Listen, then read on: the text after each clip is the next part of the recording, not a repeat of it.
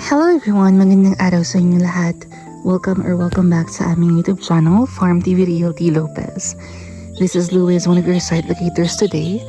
At ngayong araw ay nandito tayo sa bayan ng Tagkawayan, Quezon. Meron tayong isa site na property na may sukat or lawak na 18.9 hectares or hektarya. So almost 19 hectares na siya. Alright, so yung property is tabi lang mismo ng kalsada. I'm not sure if this is a barangay road, provincial road, or national road, but I'm gonna ask yung mga kasama ko later. So, yung boundary ng property is diyan na, yung sapa na yan, bale itong part na to yung kasama sa property. And itong part is hindi kasama. Yung pinakamohon ng property naman is nandyan. So, bale papaganon ang property. Pag ganyan, papaikot, and then pataas po doon sa may banda doon. So, I'm not really sure about the estimation lang din. So, later, check natin kung gaano ka haba yung frontage ng property.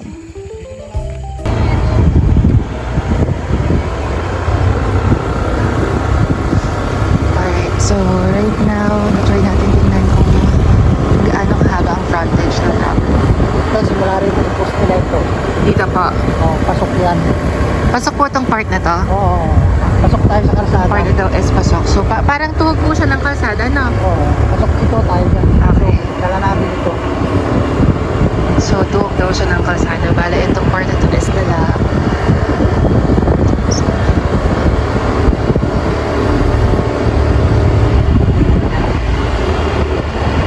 Itong part na to.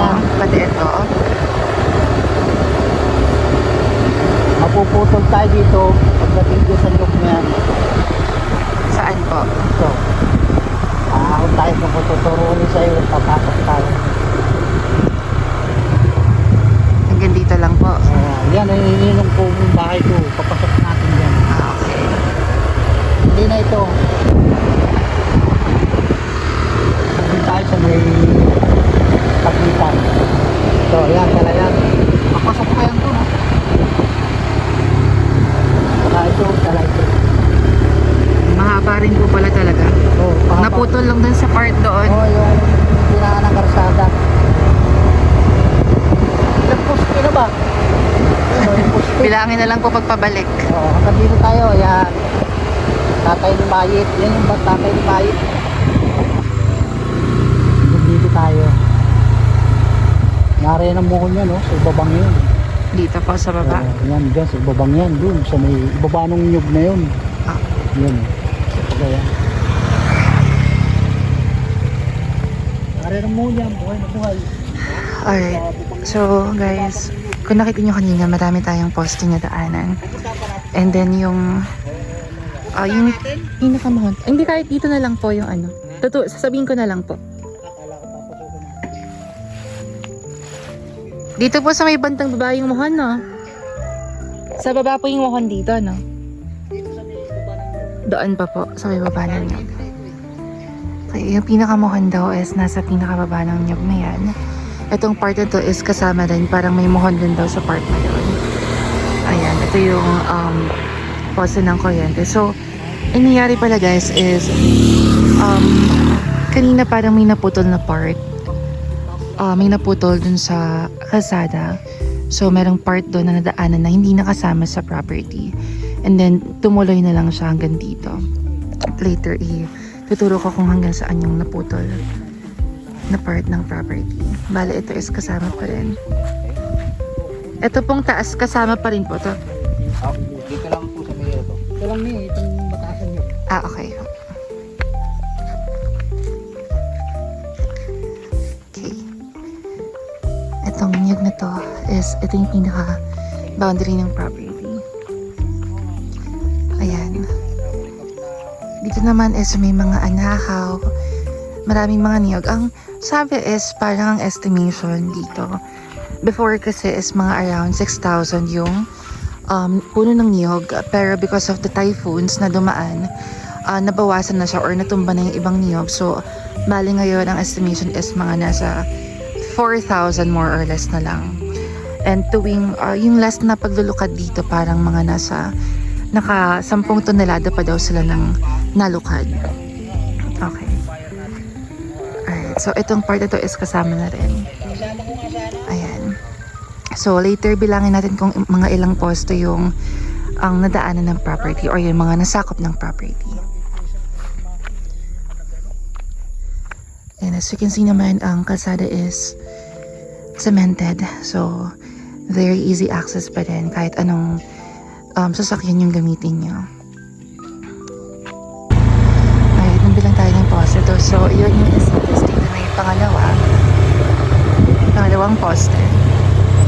Then, pangatlong poste. Ayan. So, yung nakikita nyo na yan is sakop na ng property. May mga puno ng saging. Ayan.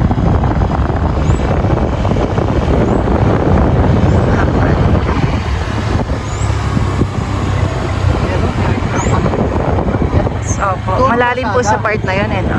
Oo, kuha ng kinaingin ng una. Yung naroon ng karsada, sinurkat dito. Ang gandang pakain. Ito yung pinaka-boundary po, no? Ayan. Yan yung pinari na yan. Malalim na yan.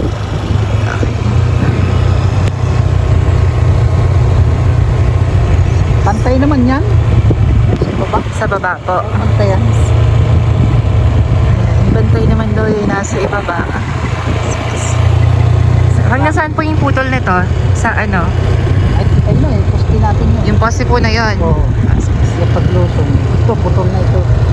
Bale, Doon na ulit tayo hanggang doon papasok. kanina mga 6 na poste po. Tapos, doon sa mamaya, continue ko yung pagbibilang. Ito, poste. Obo eh. Ayun yung poste. Okay.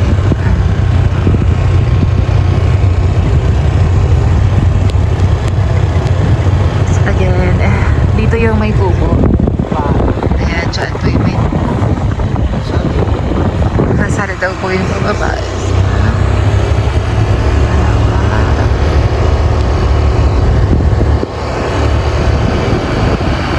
Anong project nila? Ano pa? Anong project nila rin? Ay, hindi ko po. Ito.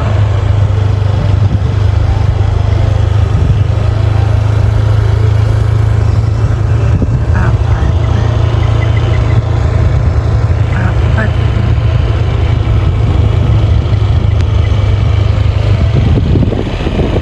Oh. So, mga nasa 10 ano po poste, pero hindi na ano lang, kulang pa ng konti doon.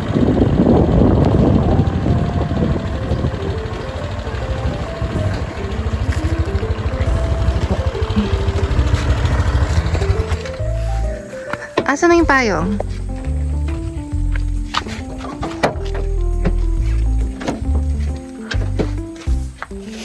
Kasama ka na lang tayo. Ano na?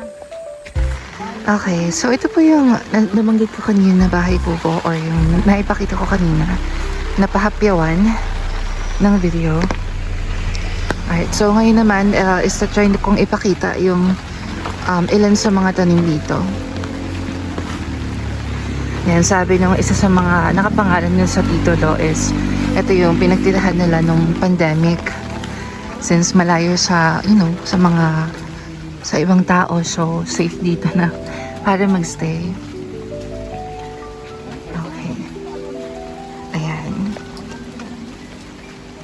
Bala dito daw sila kapag naglulukad is dito daw sila dumadaan or dito nila dinadaan yung ginagamit nila pangkuha ng mga lukad. Ayan. May mga puno ng saging. Again, kaya may anahaw. Yung mga puno ng niyog. Ang title pala nitong property is TCP. And nakapangalan sa magkakapatid yung property nito. Parang 5 yata silang magkakapatid or 6. Wait, tatanong ko si Kuya later na naka maroon kasi siya yung isa sa nakapangalan sa property. Pero ang isa daw sa kanila is namatay na and walang asawa, walang pamilya, so binata. Hindi naman magkaka-issue doon.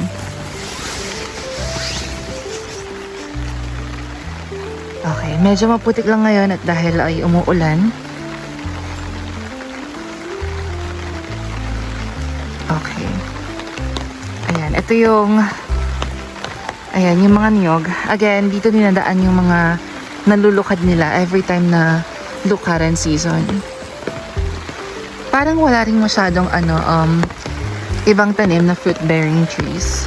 Parang mostly talaga or yung pinaka main na product dito is yung mga niyog. Yan, may mga anahaw, niyog, saging, ganyan. So, yeah, you can imagine naman guys, diba, na kung gaano kalaki yung 18.9 hectares.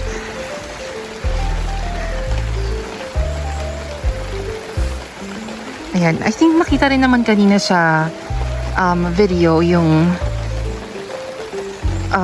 ibang part ng property nung kami ay nasa kalsada.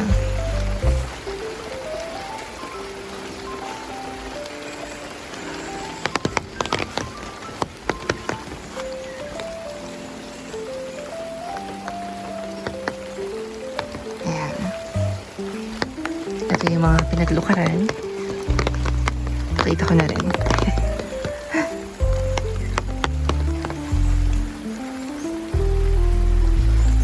Ayan, medyo hindi lang talaga maganda yung panahon ngayon.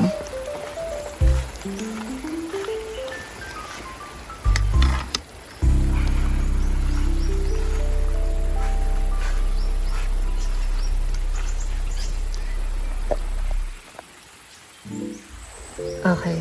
Yung kanina naman na video ko, yung sa kalsada, mga nasa 400 meters yung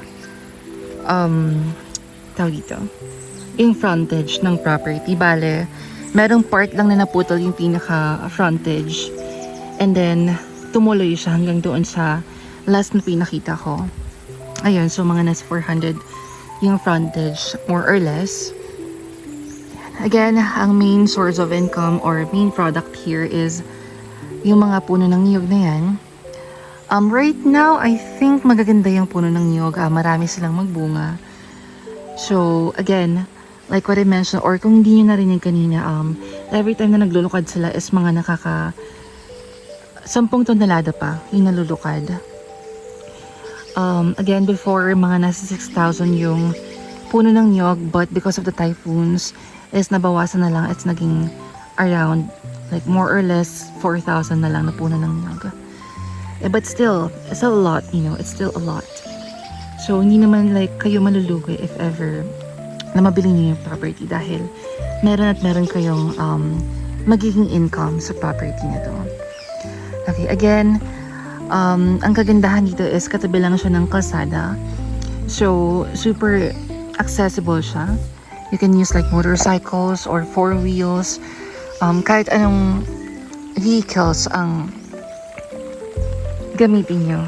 Okay na okay lang. Oops.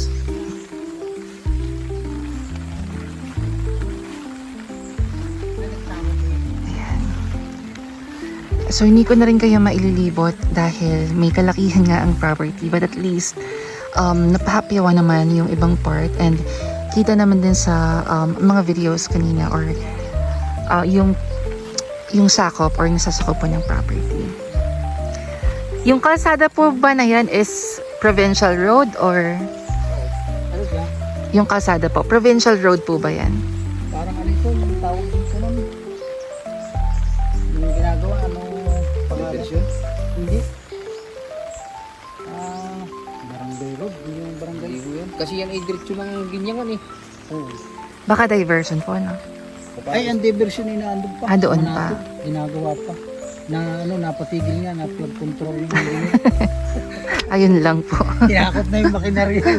Paano po kayo doon?